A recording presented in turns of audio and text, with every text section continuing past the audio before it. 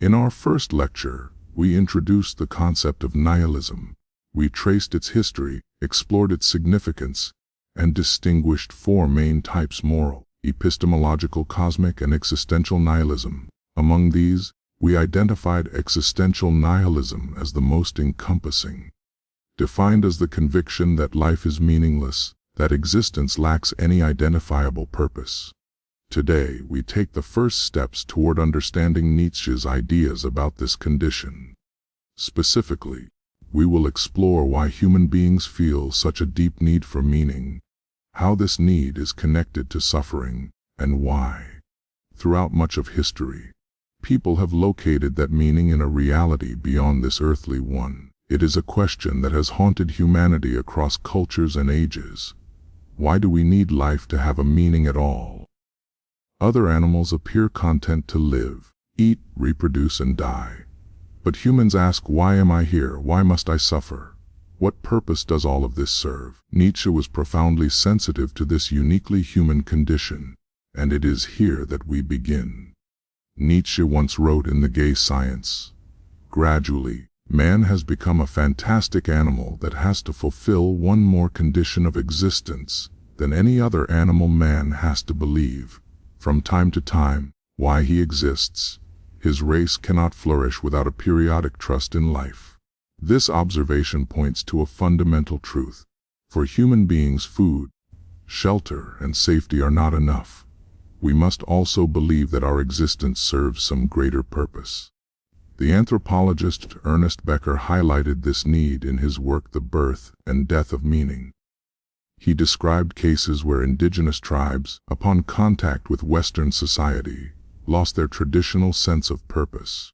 Once they realized their own worldview was not universal, that their meaning was not written into the fabric of the universe, they sometimes ceased reproducing, fell into despair, or simply lost the will to live. This is a striking reminder: human beings do not survive on food alone. As Becker put it, nourishment for the body is not enough. There must also be nourishment for the spirit. Without meaning, human life can wither, even in abundance. Nietzsche and Becker converge on this point. Human beings must be convinced life has meaning, not merely to flourish, but in many cases to survive at all. But why exactly do humans require this belief? Why is it not enough simply to exist, as other creatures do? The answer lies in the human relationship to suffering. Arthur Schopenhauer, a philosopher who heavily influenced Nietzsche, argued that the inevitability of suffering, combined with the awareness of death, creates the need for meaning. Unlike animals, we not only suffer but also know we will continue to suffer until death. This awareness drives us to seek an explanation, a purpose, a reason. Nietzsche agreed with Schopenhauer but refined the point. On the Genealogy of Morals he wrote, "Man, the bravest of animals and the one most accustomed to suffering, does not repudiate suffering as such. He desires it, he even seeks it out, provided he is shown a meaning for it, a purpose of suffering." The meaninglessness of suffering, not suffering itself, was the curse that lay over mankind so far. This distinction is crucial. Human beings can endure hunger, illness, grief, and hardship, but what they cannot endure is the thought that such suffering is pointless. Meaning makes suffering bearable. We see this truth reflected across human culture. The biblical figure of Job endured immense loss, yet his struggle centered not on the pain itself, but on the search for why God allowed it. The Greek tragedies often depict heroes crushed by fate, but audiences found catharsis in the sense that their suffering revealed deeper truths about human existence. In Buddhism, suffering, dukkha, is identified as the first noble truth, with the promise that it can be given meaning and overcome through enlightenment. Across civilizations, suffering becomes intolerable only when it appears random, absurd, or empty of purpose. If suffering demands meaning, where have humans traditionally found it? More often than not, in the idea of another world. For Plato, true meaning lay in the eternal realm of forms, beyond the imperfect shadows of our material world. For Christians, life's pain found purpose in the promise of heaven, where suffering would be redeemed. In Hinduism, moksha, the liberation from rebirth, offered ultimate release. In Buddhism, nirvana promised escape from the cycle of craving and suffering. Nietzsche observed that nearly all cultures created some version of what he called a true world, a higher, better reality beyond the chaos of earthly life.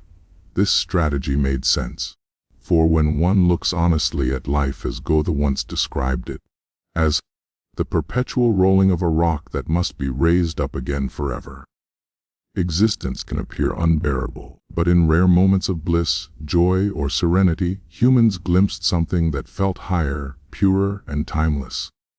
Out of this tension, people posited a realm beyond, where that fleeting joy might become eternal. Thus, the very harshness of earthly existence gave rise to visions of another world, a realm of truth, goodness, or divinity, where life would finally make sense. Here we encounter a crossroads. For those who recognize the harshness of existence, there are two paths. The first is to conclude that life truly is meaningless, that suffering has no purpose, and that existence ends in annihilation. This is existential nihilism, a condition Nietzsche believed more and more modern people were falling into. The Russian writer Leo Tolstoy experienced such a crisis. Though successful and admired, he wrote of reaching a point where life seemed utterly devoid of purpose. I could breathe, eat, drink, and sleep, and I could not help doing these things. But there was no life, for there were no wishes, the fulfillment of which I could consider reasonable.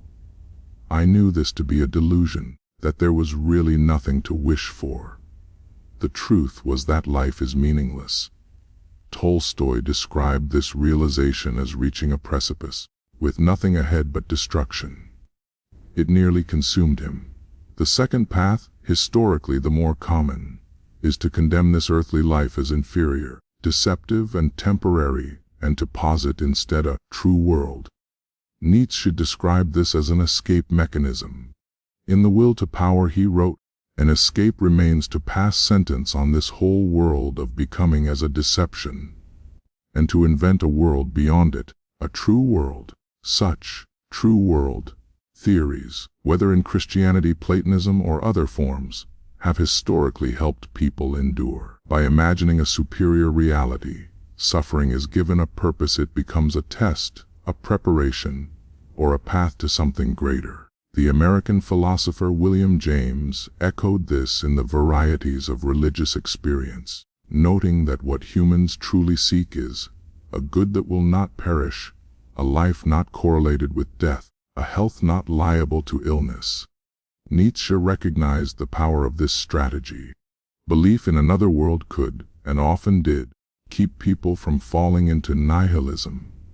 By now we can see the argument emerging: the human need for meaning arises from the inevitability of suffering. Since suffering seems inseparable from earthly existence, people have turned to otherworldly solutions. These true world theories give suffering a purpose and life a direction, staving off the despair of nihilism.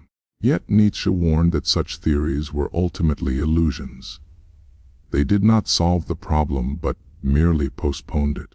For as faith in these true worlds declines, as in the modern era when Nietzsche proclaimed the death of God, the danger of nihilism returns with even greater force. In our next lecture, we will examine these true world theories in more detail.